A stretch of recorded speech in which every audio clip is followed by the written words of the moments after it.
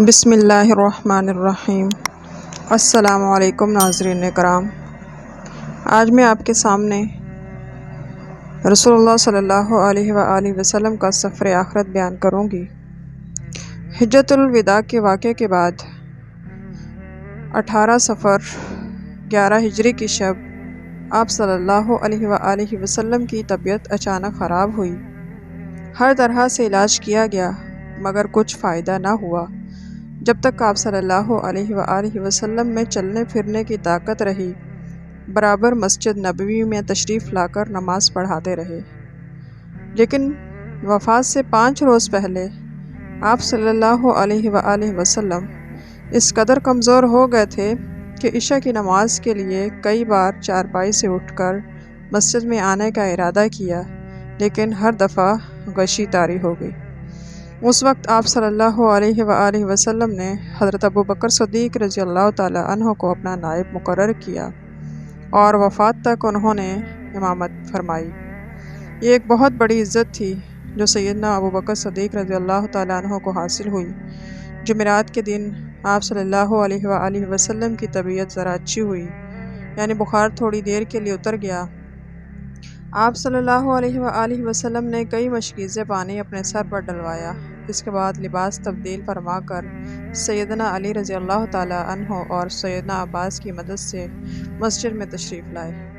یہاں یہ چیز واضح ہوتی ہے کہ رسول اللہ صلی اللہ علیہ وآلہ وسلم کو باجماعت نماز پڑھنے کا کتنا خیال تھا۔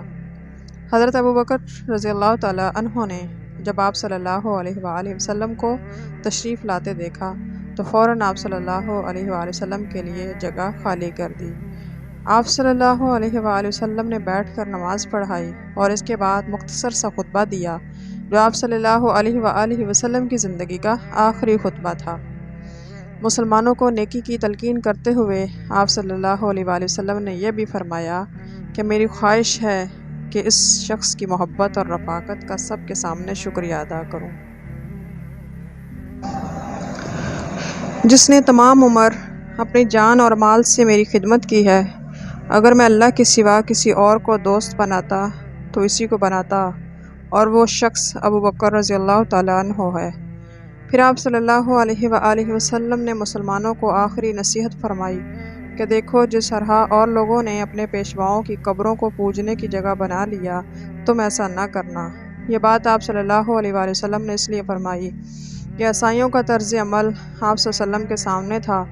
انہوں نے حضرت مریم علیہ السلام کی باقاعدہ پرستش شروع کر دی تھی، اور یہود اور نصارہ دونوں اولیاء کی قبروں پر جا کر مرادیں مانگتے تھے اور چڑھاوے چڑھاتے تھے۔ بدقسمتی سے آج مسلمانوں میں بھی وہی مرض پیدا ہو گیا ہے جس کا آپ صلی اللہ علیہ وآلہ وسلم کو اس قدر خیال تھا کہ بخار کی شدت میں بھی صحابہ کرام رضی اللہ تعالیٰ عنہما کی اس حوالے سے تربیت فرمائی۔ اللہ یہود و نصارہ کو اپنی رحمت سے دور کر دے جنہوں نے اپنے پیغمبروں کی قبروں پر پرستش گاہ بنا لیا۔ خبردار تم ایسا مت کرنا۔ دوسرے دن آپ صلی اللہ علیہ وسلم کی بخار کی شدت زیادہ ہو گئی۔ آپ صلی اللہ علیہ وآلہ وسلم نے اسی درد اور بے چینی کی حالت میں سیدہ عائشہ رضی اللہ تعالیٰ عنہ سے کہا، دیکھو، میں نے کچھ اشرفیاں تمہارے پاس امانت رکھوائی تھی، انہیں فوراً خیرات کر دو۔ سوموار کے دن آپ صلی اللہ علیہ وسلم کی وفات ہوئی۔ صبح کے وقت کچھ مزاج میں بہتری آئی تو فجر کی نماز کے وقت آپ صلی اللہ علیہ وسلم نے دریچے میں جھانکا تو دیکھا کہ لوگ فجر کی نماز میں مصروف ہیں۔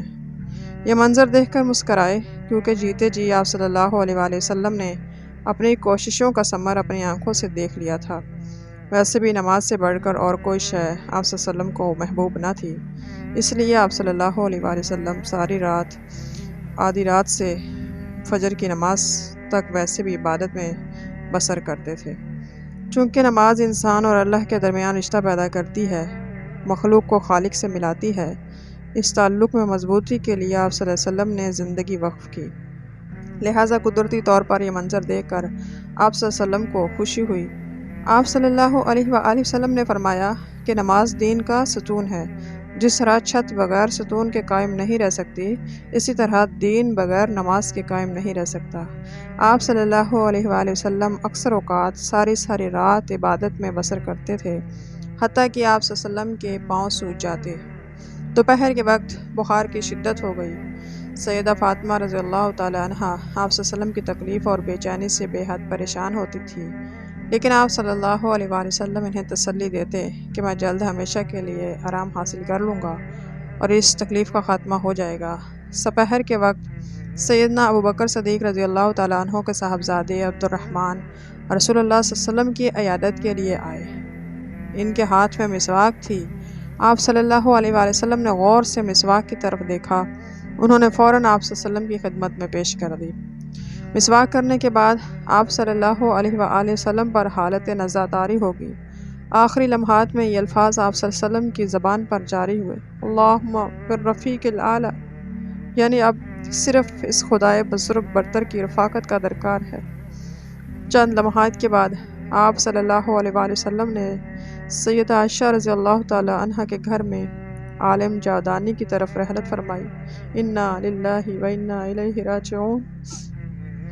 جب صحابہ کرام رضی اللہ تعالی عنہما کو آپ صلی اللہ علیہ وسلم کے وصال کا علم ہوا تو اکثر صحابہ غم کے مارے مدہوش ہو گئے۔ سیدنا عمر کی یہ کیفیت ہوئی کہ تلوار کھینچ لی اور کہا، جو شخص یہ کہے گا کہ آپ صلی اللہ علیہ وآلہ وسلم وفات پا گئے تو میں اس کا سر قلم کر دوں گا۔ جب سیدنا ابوبکر صدیق رضی اللہ تعالی عنہ نے صحابہ کا یہ رنگ دیکھا تو فوراً مسجد نبوی میں آ کر خطبہ دیا، جو شخص محمد صلی اللہ علیہ وآلہ وسلم کو پوچھتا ہے، اسے معلوم ہو کہ محمد صلی اللہ علیہ وآلہ وسلم وفات پا گئے۔ جو اللہ واحد کا پرستار ہے، اسے خوشخبری ہو، اللہ زندہ ہے، وہ ہمیشہ زندہ رہے گا۔ پھر قرآن شریف کی یہ آیت پڑھی، وَمَا مُحَمَّدٌ إِلَّا رَسُولٌ قَدْ خَلَتْ مِن قَبْلِهِ الرُّسُلُ أَفَإِن مَاتَ أَوْ قُتِلَ انقلبتم عَلَىٰ أَعْقَابِكُمْ وَمَن يَنقلب عَلَىٰ عَقِبَيْهِ فَلَن يَضُرَّ اللَّهَ شَيْئًا وَسَيَجْزِيَ اللَّهُ الشَّاكِرِينَ۔ اور محمد صلی اللہ علیہ وسلم اللہ کے رسول ہیں اور ان سے پہلے بھی بہت سے رسول گزر چکے ہیں، بس اگر وہ وفات پا جائیں تو اے مسلمانوں، کیا تم دین سے برگشتہ ہو جاؤ گے؟ جو بھی دین سے پھرے وہ اللہ کا کچھ نقصان نہیں کر سکے گا، اللہ شکر گزاروں کو بڑا ثواب دے گا۔ سورہ آل عمران آیت نمبر 144۔ سیدنا ابوبکر صدیق کی دانش مندی سے یہ فتنہ ختم ہوا، سب کو سکون حاصل ہوا۔ آپ صلی اللہ علیہ وآلہ وسلم 12 ربیع الاول سوموار کے روز شام کے وقت وفات ہوئی۔ نبی صلی اللہ علیہ وسلم جب وہ وفات پاتے تو ان کی جگہ اسی جگہ پہ ان کو دفنایا جاتا اور صحابہ کرام خاموش ہو گئے۔ اس فرمان اقدس کی روشنی میں آپ صلی اللہ علیہ وآلہ وسلم کے جسم اطہر کو حضرت علی رضی اللہ تعالیٰ عنہ اور چند صحابہ کرام نے حضرت عائشہ کے حجرے میں ہی آپ صلی اللہ علیہ وآلہ وسلم کو دفن کیا۔ نبی صلی اللہ علیہ وآلہ وسلم کے ماننے والوں کے لیے اس میں بہت بڑا سبق ہے کہ جب بھی کہیں آپس میں اختلاف پیدا ہو جائے تو نبی صلی اللہ علیہ وآلہ وسلم کے فرمان کے مطابق عمل کریں، اسی میں نجات ہے۔ صدق اللہ العظیم۔